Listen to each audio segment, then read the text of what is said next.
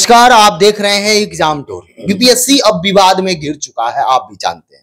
इसके बावजूद आपको मालूम है कि कैलेंडर दिया गया है और बीपीएससी 17 यानी 70 को लेकर सभी विद्यार्थी तैयारी कर रहे हैं।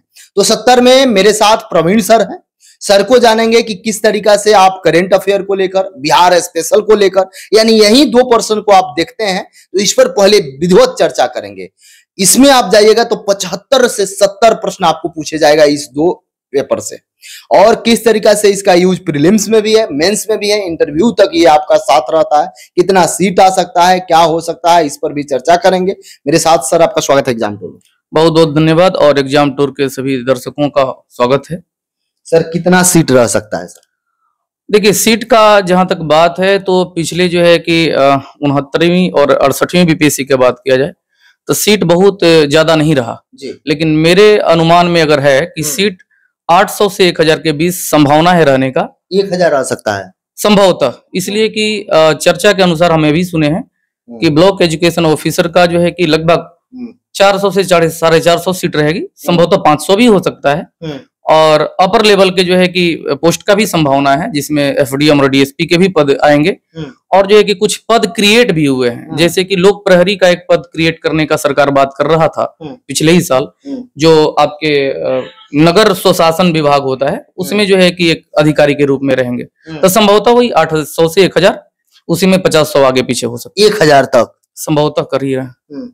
सर, इसको लेकर तैयारी कैसे करें? वो करंट की बात हो या आपका बिहार स्पेशल की बात हो, क्या करेंगे? शुरुआती बच्चे जो हैं, जिनका या तो आज पहला शिफ्ट होगा, पहली बार वो जो एग्जाम देंगे, या आने वाले कई बार थोड़ा सा एक आध अंक से पीछे रह जाता है, उनके लिए क्या रणनीति है? देखिए अभिषेक जी, आपने ये प्रश्न बड़ा ही जायज उठाया है और इस पर हम जवाब थोड़ा सा चाहेंगे कि कुछ समय लेकर के दें जी, क्योंकि जितने भी स्टूडेंट्स हैं, हम भी बीपीएससी के एस्पिरेंट्स रहे हैं। तो एक अनुभव ये कहता है कि बीपीएससी का एग्जाम देने वाले जो स्टूडेंट होते हैं वो 3 टाइप के होते हैं। पहले वो होते हैं जिनका पहला बार एग्जाम होता है बीपीएससी का। एक वो होते हैं जो 2 बार 3 बार दे चुके हैं, उनका पीटी जो है कि संभवतः 1-2 बार हुआ है, या जो है कि मेंस में फिर गड़बड़। और एक होते हैं जो इतने मैच्योर्ड होते हैं, उनको इस बात की जो है कि जानकारी है कि प्रश्न कहाँ से आते हैं और कैसे तैयारी करना पड़ता है। पहले मैं लेता हूँ कि बिगिनर्स से। मैं उनसे ये कहूंगा कि जो पहली बार एग्जाम देने जा रहे हैं वो सबसे पहले उस चीज को ध्यान में रखें कि पिछले लगभग जो है कि 8 से 10 बीपीएससी का नेचर देखें। शायद आप भी जो है कि देखे होंगे कि पिछले 4 बार के बीपीएससी के बाद प्रश्न अब ऑनलाइनर नहीं रह रहे हैं, अब प्रश्न रह रहे हैं जो है कि लगभग 25% अगर आप कहें तो यूपीएससी को फॉलो कर रहा है। अब 69th बीपीएससी जो पिछले साल 30 सितंबर को हुआ था, उसमें लगभग 25 से 30 प्रश्न ऐसे थे जो ऑनलाइनर दिखने में तो था। जैसे एक छोटा सा एग्जांपल मुझे याद आ रहा है कि मस्जिद और जो है कि पर गुंबदों का निर्माण कब से शुरू हुआ।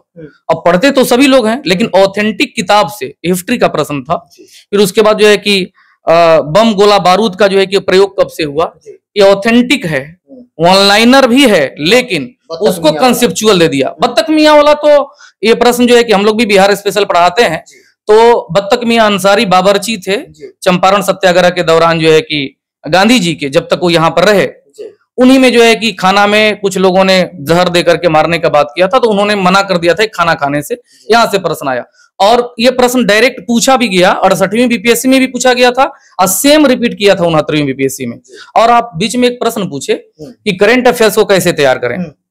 करंट अफेयर्स में बहुत सारे मैगजीन्स हैं, लेकिन मुझे लगता है कि प्रतियोगिता दर्पण और एक ऑथेंटिक न्यूज पेपर डेली पढ़ने से करंट अफेयर्स तैयार रहता है। प्लस उसको एग्जाम के दृष्टिकोण से पढ़ने से ज्यादा बेहतर है कि आप उसको शौक से और एक जानकारी के लिए पढ़ें कि मुझे इस बात की जानकारी होनी चाहिए कि क्या चीजें आसपास की घट रही हैं। और उसके लिए ऑथेंटिक किताब के रूप में अगर मुझे बोला जाए तो मैं कहूंगा कि प्रतियोगिता दर्पण के अलावा आप क्रॉनिकल फॉलो करें। इससे पीटी और मेंस दोनों कवर होगा, आईआर के दृष्टिकोण से और करंट अफेयर्स के दृष्टिकोण से। 69वीं बीपीएससी जब मेंस हुआ तो बहुत सारे स्टूडेंट हम लोग के भी जो पीटी पास करते मेंस दिए, पिछले 6 महीना का क्रॉनिकल यानी जनवरी महीना में जो हुआ, दिसंबर जनवरी महीना में जो मेंस हुआ 69वीं का, तो जून 2023 से लेकर के और दिसंबर जो है नवंबर 2023 तक का जितना करंट अफेयर्स था, जैसे मणिपुर में एक जो है कि हिंसा हुआ था जो है कि मैतेई को लेकर के, वो भी प्रश्न डायरेक्ट जो है कि क्रॉनिकल और प्रतियोगिता दर्पण में था। तो ऐसे तैयारी करें जिसके की माध्यम से हमारा मेंस भी तैयार हो सके। मतलब दोनों से डायरेक्ट उठाया जाता है? बिल्कुल उठाया जाता है। अगर गहराई से आप पढ़ रहे हैं तब उसका एक जो है कि स्मरणीय आता पढ़ने के लिए, फिर उसके बाद एक लेख आता है, वो सब भी पढ़ना पड़ेगा। और लास्ट में आप कोई भी, जैसे कि पटना में भी लोकल बहुत सारे जो है कि कोचिंग संस्थान वाले लोग होते हैं, उनका अपना मैगजीन है, उसको भी 15 दिन जब एग्जाम रह जाए तो एक नजर देख लें आप।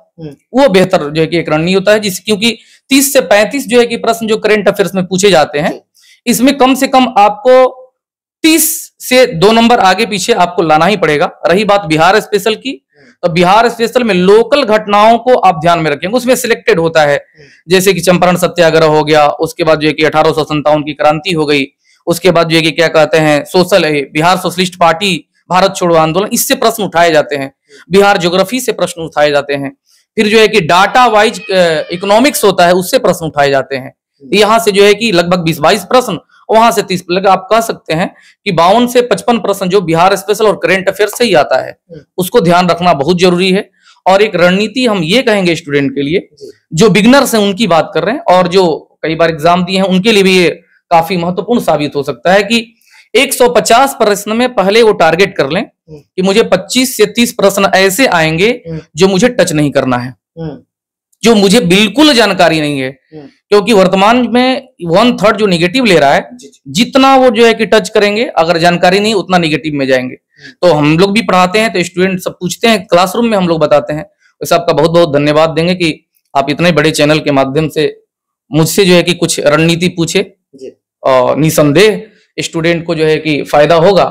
हम कह सकते हैं कि 150 में आप दिमाग में रखें कि 25 से 30 प्रश्न को टच नहीं करना है।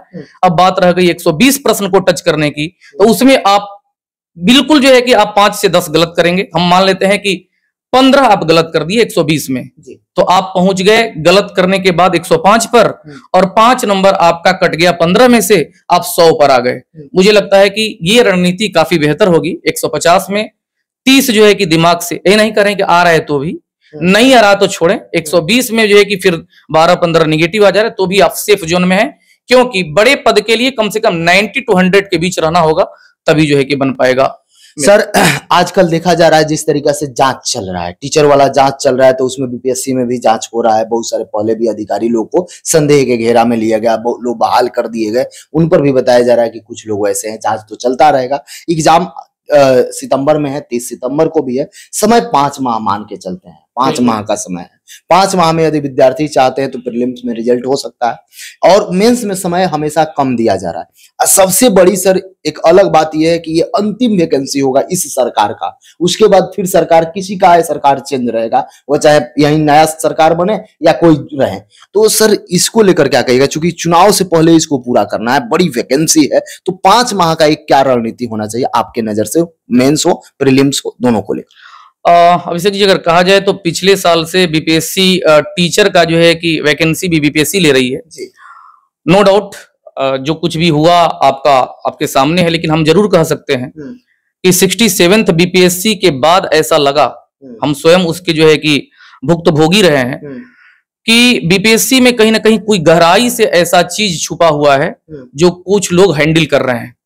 अब हमने भी पेपर के माध्यम से और आप सब लोगों के माध्यम से पता चला कि पिछले जो है कि लगभग 8 से 10 जो बीपीएससी है, यानी यूं कह सकते हैं कि 56वीं से 59वीं के बाद से लेकर के अब तक का जो वैकेंसी है वो जांच के दायरे में होगा। और मुझे लगता है कि अगर गलत हुआ है तो होना भी चाहिए।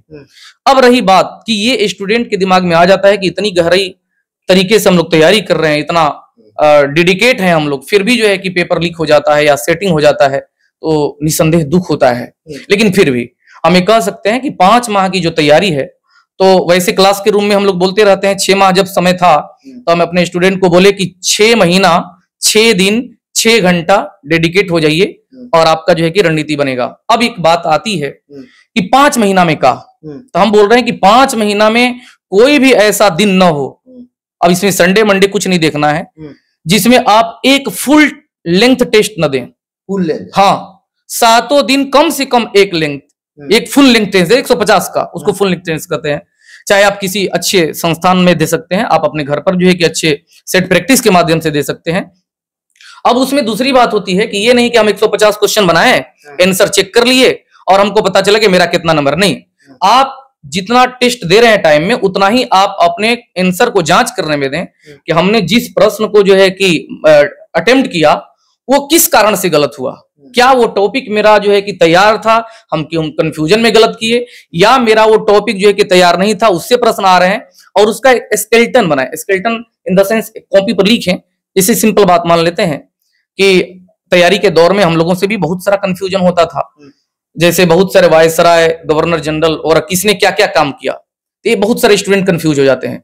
आपको लग रहा है कि हम अगर इसमें कंफ्यूज हो रहे हैं तो 10 जो है कि वैसे गवर्नर जनरल और वायसराय का आप लिस्ट बना दें जहां से प्रश्न कई बार पूछे जा रहे हैं, आप नहीं आ रहे हैं उसको रट जाएं।